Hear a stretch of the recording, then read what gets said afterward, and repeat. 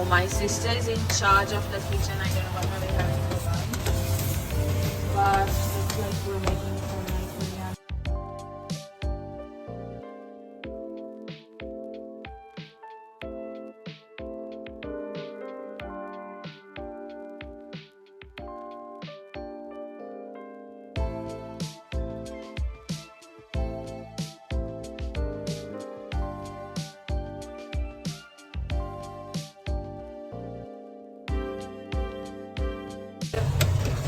Yogurt and what are the spices? It's a special recipe. Okay. This is my version of chicken biryani. My sister's version of chicken. And it goes the potatoes. Okay.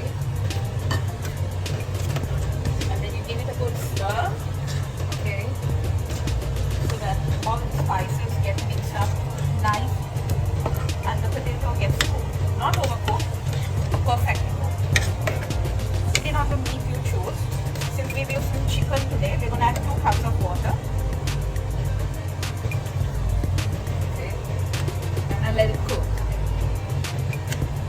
Make sure all that juiciness is wrapped around. And let her cook. Let her perish around. Cook for how many minutes though? We will leave this for 15 minutes. Then, 15 to 12 minutes. So I like to give it a good stir with both your hands. Traditionally.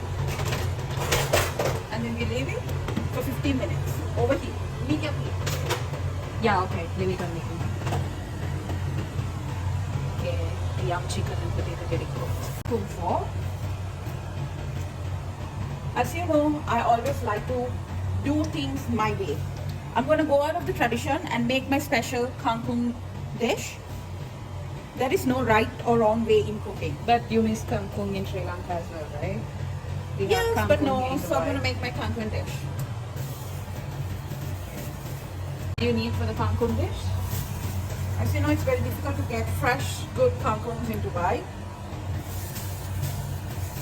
So,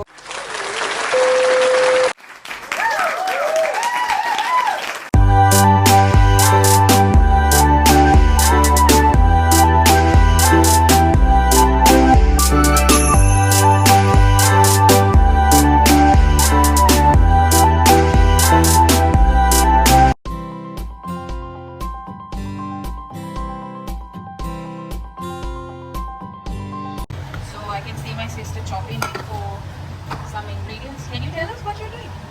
yeah. Again, like I said before, this is my version of raita. Really quickly. I mean, you can never be right or wrong with the quantity of curd that you want to use.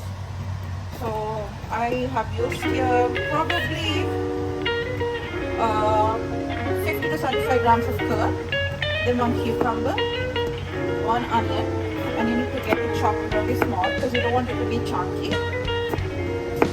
Fine slice. Yeah. And then you chop it very small.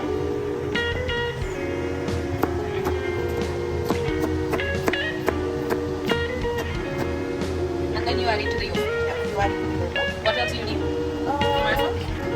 I mean, it's optional if you want to do. Like I said, there is no rule that you need to follow that you can do this or you cannot do this. Even if you want your version to have tomato, go ahead and do it. So you put the cucumber. Okay, let me record from here. What's next? What you adding? What's next? So now I'm adding salt. What did you add before? Nothing. So basically there is onions, cucumber, salt, pepper and curd. And curd. Exactly. And I always like to prepare my raita even before I finish preparing my biryani because I put it to the fridge and then when we're going to have it, it's very cold.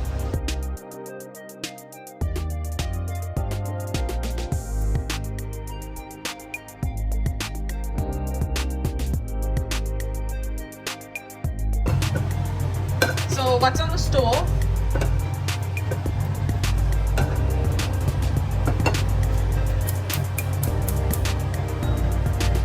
What's on the stove? So now we're going to make the traditional chicken curry, but again it is my version. My sister's version of chicken curry. So actually I always like to put a little oil, let it heat, and then I'm going to make my special paste. So this is consisted of ginger, garlic, curry leaves, pandan leaves, cinnamon, cardamom and cloves. So How about cumin seeds? Not really, but actually, thank you for pointing that Let's add some cumin seeds. All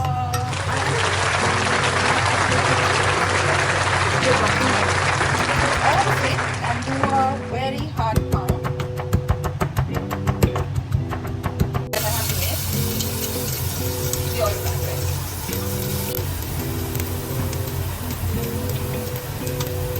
Oh, the magic light. And then I'm going to put half a teaspoon of turmeric, 1 spoon of curry powder, 1 1/4 spoon of chili powder, game oil, because I want my chicken to be a bit dark. Everybody knows that we have our chicken very spicy. So yeah, so I'll let it go. I have already marinated my cut chicken. You can see I have also put chicken liver because we love chicken liver. So I've marinated it with soy sauce, pepper, salt, and a little bit of vinegar. And I kept it to marinate for like 30 to 40 minutes. And that's how I do it. And this is what This is what it looks like. give it a stir before you add any spices. So now that I have roasted my curry powder with the paste that I've mixed in, I'll mix the chicken curry into it. Actually, chicken marinated. Oh my god, the aroma is amazing. So, in Sri Lankan style, yeah, of course. So then you give a good stir. And as everybody knows, the meat tends to have more water, so you just don't have to put water as it is. So I will close it and let it cook on its own. And at a later stage, I will add a little bit of water.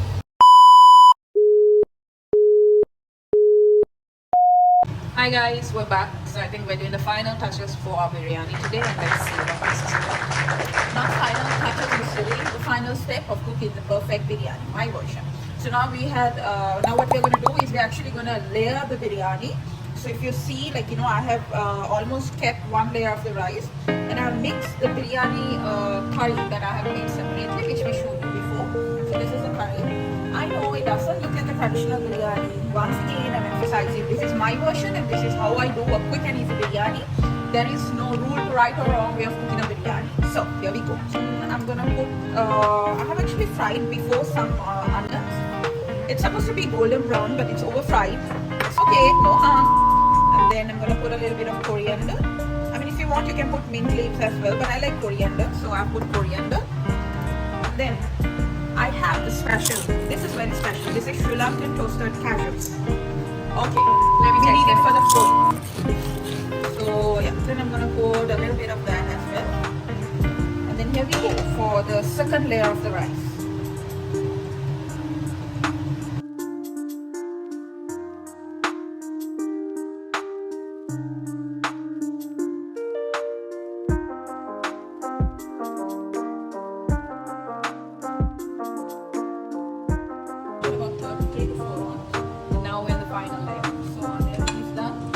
You put it back into the rice cooker on the warmer for another 10 minutes maybe. So the We're steam, sure you're not cooking again, right? yes, it's on the warmer. So this will actually let the rice steam and all the curries of the chicken for the biryani, everything can steam well and the curry will cook and it will be amazing. So guys, finally here is my delicious Sunday biryani. The rice, the kangkong and the raita. Perfect combination. Enjoy!